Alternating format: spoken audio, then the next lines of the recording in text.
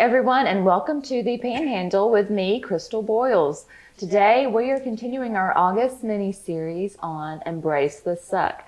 I still have my husband and business partner with Adams Sanitation here, Nathan Boyles. And last episode, episode 10, we talked about how some customers can suck and how you overcome identifying who your customer is and really trying to satisfy that customer and then embracing that type of customer and getting your employees resilient to handling all customers. But today we're talking about employees. Having employees kind of sucks. I've been That's understated. Yeah, it is. I've been an employee, and so I have that. You have too, but shorter than me. I have that perspective from an employee's view. But now as a business owner, it's really hard to have employees. Employee-related decisions are hard. As we've grown, before we were very, very small. We didn't have things like policies. And so as we've grown, we've had to make hard decisions on what is our policy and then following through with our policy and then having to go through disciplinary action. And it's not comfortable things sometimes. And sometimes it's just hard because you may have employees who are your friends or acquaintances. And for us particularly, post-COVID, it's been hard to find employees and retain those employees. It sure feels different. It does. I'm not sure, we'll see where that goes, but it definitely seems different. Now, we know we're in a different place now, with more employees than we had certainly before the pandemic, but man, it just, everybody seems to have a different perspective on life. Not necessarily a bad thing, but I think that, what some might call kind of an employee empowerment it makes it challenging to run an organization. Mm-hmm. We've owned different types of businesses, so we've had different types of employees along the way. Yeah. And some types are it's very narrow, the skill set that they have. And so it can be a very small pool of people you're trying to pull from. Like when we were in the title business, Right. There aren't many people out there that know how to close a real estate transaction. And so, but now we're in a very different business where basically for the field operations, the pool's very large. And you would think Right. that it would be easier to find employees, but yet it's not been. No, and the work is difficult, and so that certainly doesn't help. But I think a lot of the challenges we've had, I suspect, kind of crossover industries. And so, you talked about putting policies in place. One of the pains we felt as we've grown is people, they kind of like it when it's very informal and unstructured. Honestly, that allowed for a lot of flexibility. But as you get larger, you really do have to create structure to have order. And some folks just really struggle with that more structured setting, and they don't, they were maybe getting an answer to a question before that they liked, and now they're necessarily having to get a different answer. And I think the employee can get frustrated because they don't understand, maybe the basis for why we've got to start doing it this way now. Yeah. And so, it's not their job, honestly, to worry about the big picture. They don't have to worry about whether or not you're profitable or whether or not you've got enough money in the bank to make payroll. Right. And so I think they can, to their detriment, they don't see the things that we have to worry about. Mm-hmm. And that can create a difference of perspective, can create some conflict there, really. Mm-hmm. And I don't really know how you get over that except explaining things when you do have to roll out those policies, like with our daughter and son, because is not an answer, right? Why did you do this? Well, because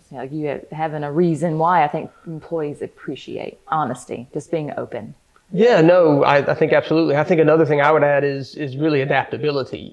We've had to figure out how to adapt our policies, and we've done a few things where we said, okay, we've got to change this. A clock in, clock out policy, and then we get a month into it and realize, hey, this is just not working well. At a practical implementation level, it's not working. And so I think being willing to listen to the feedback that you're getting from your employees, not that instantaneous, I don't like this, but that, hey, this is a reason why this isn't working well and we think there's a better way. I think you got to be willing to listen to that and adjust as you go.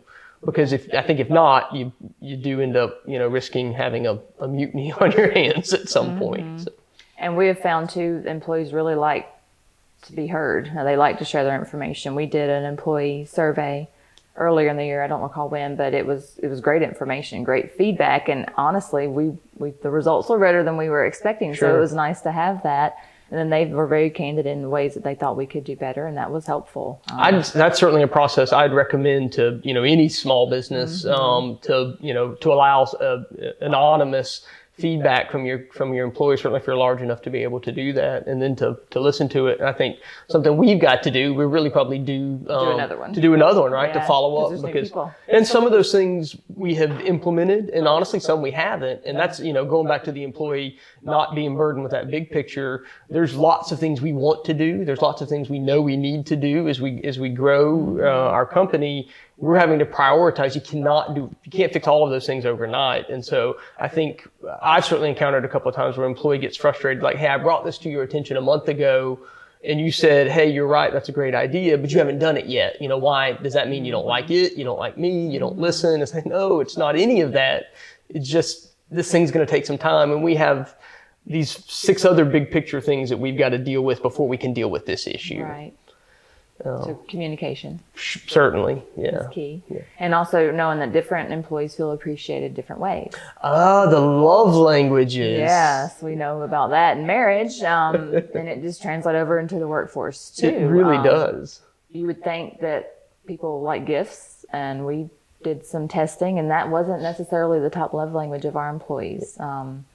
Christopher's on as well, watching a recall that survey. He's a words of affirmation guy, right? I'm a words of affirmation guy. I deeply desire to be liked. And we need to get it. It reminds me, we really need to get him an award, a certificate of some kind. Well, I haven't done anything. You can't just give me a certificate. No, fabulous podcast preparation, Mr. Song.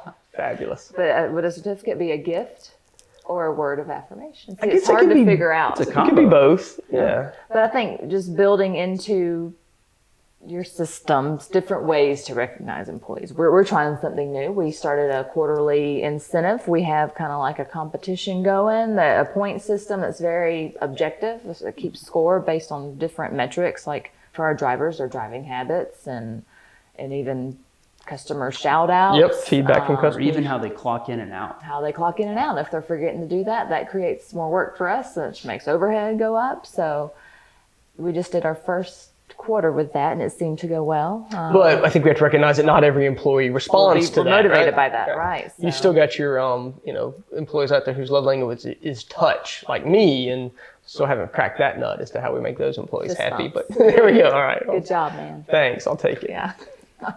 All right. So we're still figuring out employees. We haven't cracked that nut totally. It's something that I think is evolving constantly. If you stop trying to get better, then you'll get complacent, and then you'll find a bunch of unhappy employees. So you're constantly on the look of how to do it better. Yeah, and I think this is going to be an evolving area. Our HR manager, I think, had that commentary just this week that it's, she's struggling to figure out in this post-pandemic world, how to work with folks and to get employees engaged and ensure that they're happy and satisfied. And it's challenging.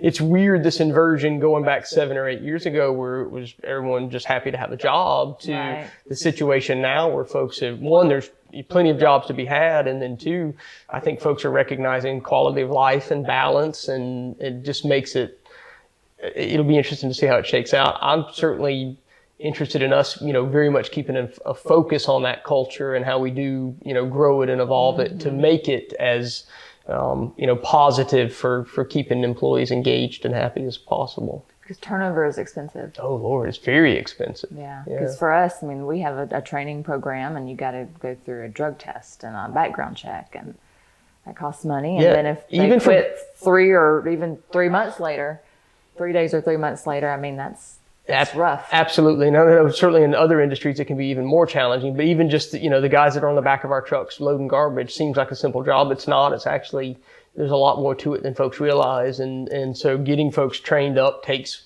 time. It takes months to really get a jumper to where they're really kind of mastered the art. And you don't want to do that any more than you have to. Yeah. Okay. So just keep trying.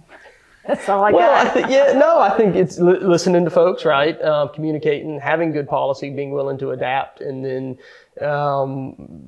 we didn't get the chance to talk about it, but just, benefits and, I'm certainly trying to do as much as you can. And then still recognizing that, kind of like with the customer discussion, there are some employees that no matter what you do, it's not going to be enough. And you're not, they're not going to be satisfied in that particular aspect of their life. And that may not be anything that you're doing as a company owner. Yeah. You just may not have a relationship that works. It may just not be a good fit. That's right. All right. Well, that was the episode on having employees suck sometimes. We love our employees at Adams Sanitation. We got a good group of folks. We do. We got some rock stars. And they have been very flexible with us as we learn this as we go along. So we appreciate their patience. Next episode, episode 12, we'll be talking about how change sucks. Stay tuned.